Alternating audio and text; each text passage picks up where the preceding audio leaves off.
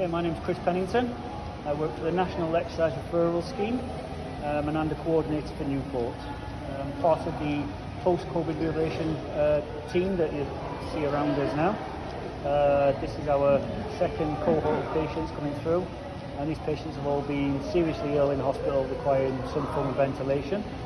And my role is to coordinate with the team, the exercise professionals, to deliver bespoke individualised exercise programmes to help them rehabilitate, to manage any long-term effects of breathlessness, and just to get them feeling a bit more healthier and happier, so when lockdown finishes we can get back to the normal life with a little bit more ease.